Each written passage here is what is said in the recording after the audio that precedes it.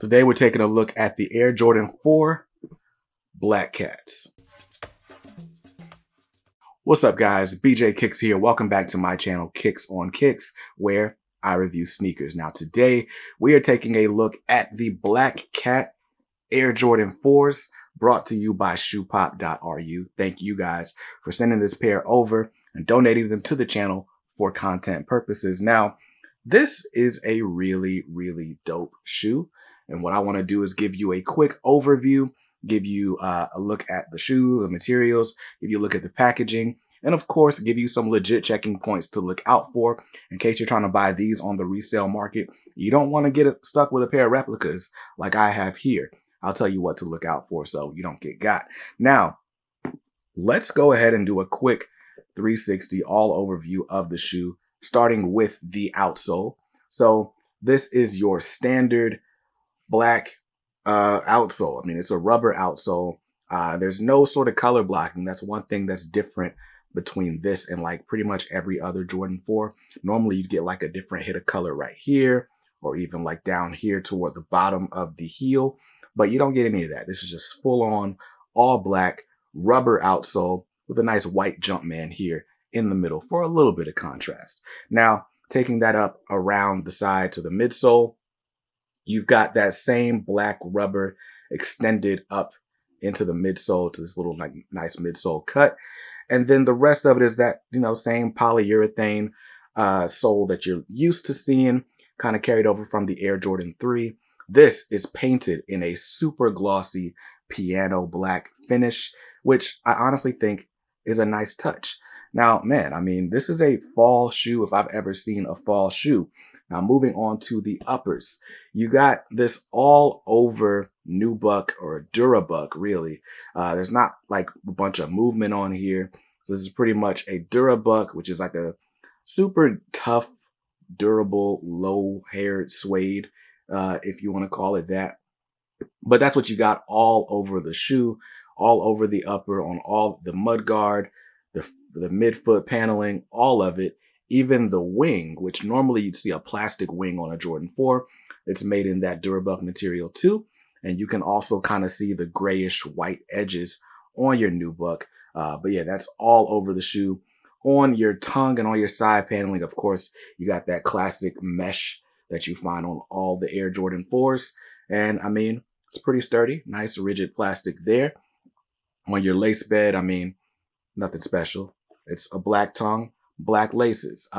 Moving up toward that lace bed though, of course, you got your wing tips, your sort of honeycomb pattern, also done in that shiny piano black plastic like you have on the sole.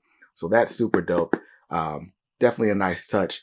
This is just like a high gloss Jordan 4 in a bunch of spots. So interesting. Definitely a fingerprint magnet as I'm seeing it under the light. Like I'm putting fingerprints all over this sole. But anyway, moving up to the top of your tongue, you got your Air Jordan flight logo. It's all blacked out. So it's black, but it's also got like this little like super light or charcoal gray, if you want to call it that. On the insole, it's also super blacked out. But let's come back around to the heel of the shoe. Looking at the back of this shoe, you got your classic Jumpman logo that you'll see on retro Jordan 4s. No Nike Air on the back. I remember when this shoe originally came out in 2006. I was in high school in 2006. I was a sophomore in high school in 2006, maybe a junior, depending on which part of the year. But anyway, this was back when every pair of Jordans that came out on a Saturday, you would see them all over the school the following Monday. And I remember very vividly when these came out and the cool grays came out in the same year. Anyway, this just brings back memories. I don't know why it's the back of the shoe that brings back these memories. But anyway, got your nubuck on the pull tab. Normally you see that in a plastic on other Jordan 4 models, but this is a special one. Now, the Jordan 4 Black Cat is basically a shoe homaging one of Michael Jordan's nicknames, which is the Black Cat.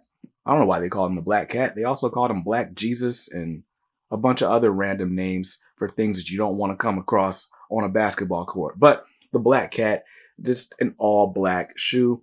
There are also Jordan 3s in a Black Cat colorway. I definitely like this Black Cat more than I like the 3s. I'll say that much. But this is definitely a dope shoe. Now we took a look at the shoe.